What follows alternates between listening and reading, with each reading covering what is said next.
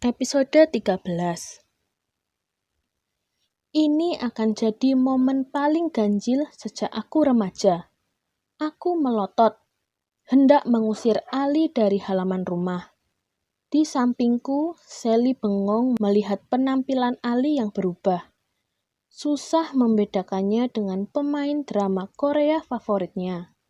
Sementara Ali tersenyum lebar seolah tidak ada masalah sama sekali, seolah aku dan Sally memang habis bercakap sebal karena Ali tidak kunjung datang untuk belajar bareng. Sally, kenapa kalian malah bengong di situ? Mama yang tidak memperhatikan terlanjur masuk ke ruang tamu, menoleh, kepalanya muncul dari bingkai pintu. Ayo, ajak temanmu masuk. Ayo nak Ali, masuk. Sebelum aku bereaksi atas tawaran mama, misalnya dengan mencak-mencak mengusir Ali, anak itu mengangguk amat sopan, pura-pura, malu melangkah ke teras. Anggap saja rumah sendiri ya, mama tersenyum. Iya tante, Ali mengangguk lagi. Aku benar-benar kehabisan kata. Aduh, kenapa mamah ramah sekali pada si beang kerok itu? Aku menyikut Sally, menyadarkan ekspresi wajah Sally yang berlebihan.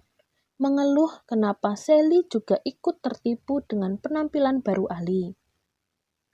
Aku bergegas ikut melangkah masuk ke ruang tamu. Nak Ali mau minum apa? Nggak usah tante, nanti merepotkan. Tentu saja tidak. Tunggu sebentar ya. Tante siapkan di dapur. Belum sempurna hilang punggung mama dari bingkai pintu, aku sudah loncat, mencengkeram lengan baju Ali. Kenapa kamu datang, hah? Tidak ada yang mengajakmu belajar bareng? Ali hanya nyengir. Aku datang baik-baik loh, Ra. Bohong, kamu pasti ada maunya. Aku berseru ketus. Iya dong.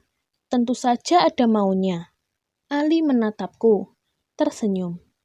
Maunya adalah belajar bareng, minta diajari mengarang jenis persuasif. Kamu kan yang paling pintar soal bahasa Indonesia. Bohong, kamu pasti sedang menyelidiki sesuatu. Ali mengangkat bahu, wajahnya seolah bingung. Dia menoleh ke Sally yang serius menonton kami bertengkar. Jangan-jangan Sally berpikir ada adegan drama Korea live di depannya. Aku menelan ludah. Cengkeraman tanganku mengendur. Aku tidak mungkin menuduh Ali sengaja datang untuk menyelidiki apakah aku bisa menghilang atau tidak. Ada Sally di ruang tamu. Urusan bisa tambah kacau.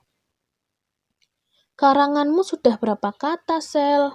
Mengabaikanku, Ali beranjak mendekati Sally. Boleh aku lihat? Ali menunjuk buku PR Sally. Silahkan, Sally nyengir. Tapi nggak bagus kok, baru 3 paragraf. Aku menepuk dahi. Nah, sejak kapan pula Sally jadi ikutan ramah pada Ali? Bukannya kemarin dia marah-marah karena ditabrak Ali di anak tangga. Wah, ini bagus sekali, Sel. Ali membaca sejenak. Oh iya? Aku menyikut lengan Sally, mengingatkan dia sedang bercakap-cakap dengan siapa. Sebenarnya bagusan karangan, Ra. Tadi aku juga dikasih ide tulisan sama dia. Sally tidak merasa aku menyikutnya. Dia malah menunjuk buku PR milikku di ujung meja. Boleh aku lihat karanganmu, Ra? Ali menoleh padaku. Enak saja, nggak boleh.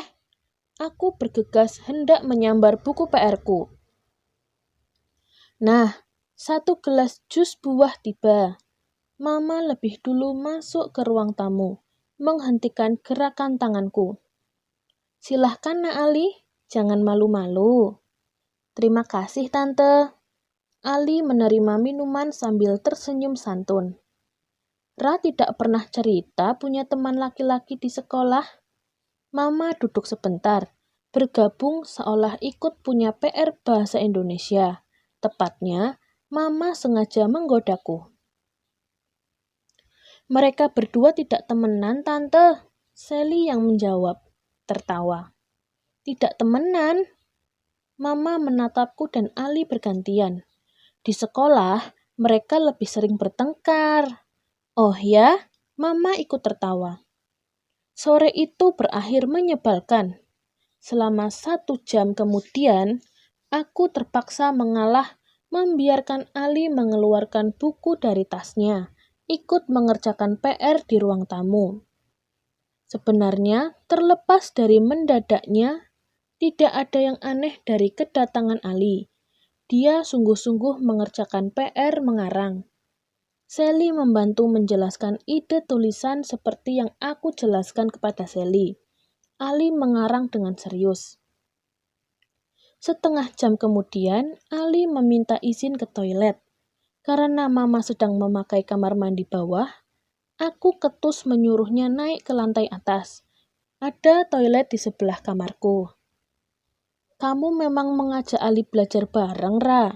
Sally berbisik saat kami tinggal berdua. Tidak, aku menjawab ketus. Kok dia tahu kita belajar bareng? Mana aku tahu.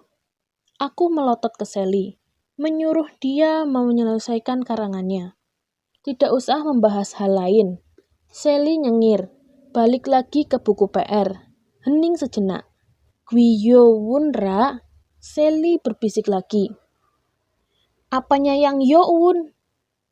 Aku sebal menatap Sally. Sejak kedatangan Ali, aku mudah sebal pada siapa saja. Benar kan yang ku bilang, Ra? Sally tersenyum lebar. Matanya berkerjap-kerjap. Ali itu aslinya cute. Gwiyowun. Dengan pakaian rapi, rambut disisir lurus. Kamu mau menyelesaikan PR atau tidak? Sudah hampir jam 5 tahu. Iya. Ini juga lagi diselesaikan. Sally kembali ke buku. Kamu kenapa pula sensitif sekali? Jadi mudah marah? Pukul 5:30, Ali dan Sally pamit. Mama mengantar ke halaman. Bilang hati-hati di jalan. Aku masuk ke rumah setelah mereka naik angkutan umum. Segera ku bereskan piring dan gelas. Ternyata wajah Mama terlihat menahan tawa, melangkah ke dapur. Kalau Mama mau menggoda Ra, tidak lucu, Ma. Aku cemberut galak. Dia yang membuat kamu malu punya jerawat di jidat. Mama tetap tertawa. Dia tampan dan sopan sekali, Lora. Pantas saja. Aku hampir menjatuhkan piring. Pantas apanya? Sore berlalu dengan cepat. Gerimis turun membungkus kota saat lampu mulai dinyalakan satu persatu. Awan hitam bergelung memenuhi setiap jengkal langit. Kilau tajam petir dan gelegar guntur menghiasi awal malam. Pukul 7, aku makan malam sesuai jadwal. Mama menemaniku, hanya menemani. Mama makannya nunggu papa pulang, Ra. Aku mengangguk mengerti. Pukul 8, gerimis berubah menjadi hujan deras. Aku duduk di ruang keluarga, malas belajar. Daripada di kamar sibuk memencet-mencet jerawat, kuputuskan membaca novel saja, menemani Mama yang menonton televisi. Sialnya, tetap saja aku refleks memegang-megang jerawat sambil membaca. Urusan jerawat selalu begitu. Semakin berusaha dilupakan, semakin sering aku mengingatnya. Aku mengeluh dalam hati, hampir bertanya untuk kesekian kalinya kepada Mama, apa obat mujarab jerawat? Tapi kemudian aku mengurungkannya. Nanti Mama jadi punya amunisi kembali menggodaku. Ma, Papa sudah telepon lagi atau belum?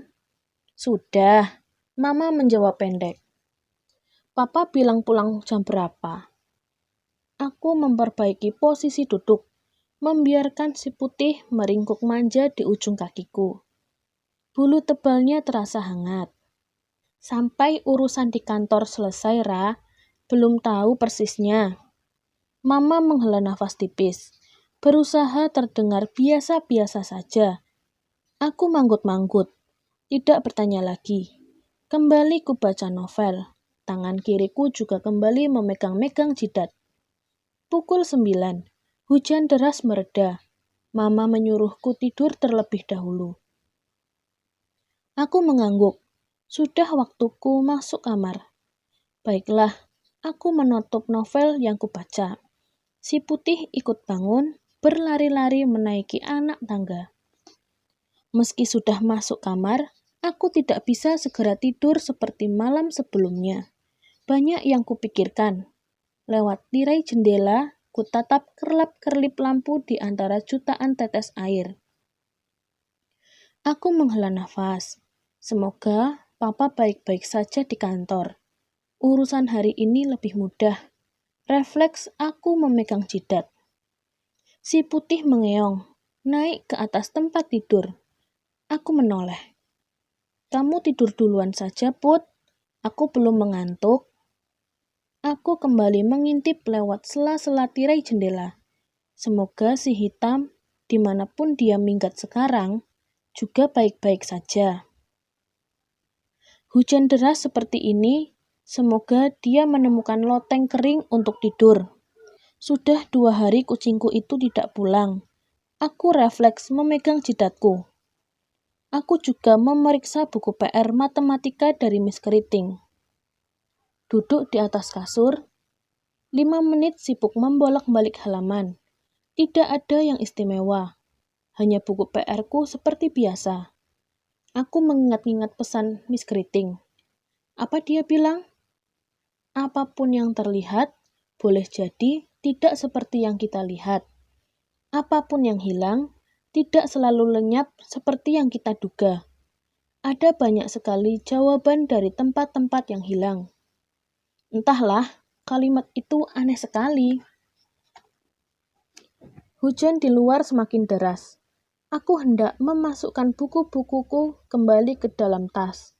Tapi sepertinya tasku ketinggalan di ruang televisi. Rasanya malas turun mengambil tas. Jadi aku beranjak duduk di kursi belajar, menatap cermin besar, memperhatikan jerawatku. Jerawatku besar sekali, merah, dengan bintik putih tipis. Aku memanut-manut beberapa menit. Akhirnya gemas memencet-mencetnya. Tidak meletus, hanya menyisakan sakit dan semakin merah di sekitarnya. Aku mengeluh dalam hati, menyesal sudah memencetnya.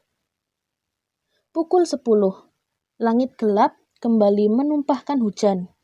Lebih deras daripada sebelumnya. Kilau petir membuat berkas cahaya di dalam kamar, guntur terdengar menggelegar. Aku masih termangu menatap jidatku. Sudah 3 kali memencet jerawatku. Aku menyesal. Memencet lagi, menyesal lagi. Begitu saja. Tambah gregetan. Kenapa pula jerawat ini datang pada waktu yang tidak tepat? Susah sekali membuatnya meletus. Aku menatap cermin dengan kesal. Kenapa aku tidak membuatnya menghilang seperti saat aku membuat tubuhku menghilang dengan menempelkan telapak tangan di wajah? Telunjukku gregetan, terus menekan-nekan. Atau aku bisa membuatnya menghilang seperti itu? Aku menelan ludah. Kenapa tidak? Apa susahnya membuat jerawat baru ini hilang? Jangan-jangan aku bisa menyuruhnya menghilang. Telunjukku terangkat. Sedikit gemetar menunjuk jerawat ini. Saat telunjukku terarah sempurna ke jerawat, aku bergumam, menghilanglah. Dan kilau petir menyambar begitu terang di luar kelasiman. Suara guntur bahkan terdengar lebih cepat daripada biasanya, berdentum kencang. Aku hampir terjatuh dari kursi, menutup mulut karena hampir berseru. Lihatlah, jerawat di jidatku sungguhan hilang. Aku sedikit gemetar memastikan. Berdiri, mendekatkan wajah ke cermin. Benar-benar hilang. Aku hampir bersorak senang sebelum sesuatu menghentikannya. Halo gadis kecil. Sosok tinggi kurus itu telah berdiri di dalam cermin, menatapku lamat-lamat dengan mata hitam mempesona. Kali ini aku benar-benar terjatuh dari kursi, kaget. Apa yang barusan kulihat? Sosok itu. Aku bergegas berdiri, refleks menoleh ke belakang. Tidak ada siapa-siapa berdiri di dalam kamarku. Kembali aku menoleh ke cermin. Sosok tinggi kurus itu masih ada di sana, tersenyum. Matanya menatap mempesona. Kamu sepertinya baru saja berhasil menghilangkan sebuah jerawat, nak. Selamat.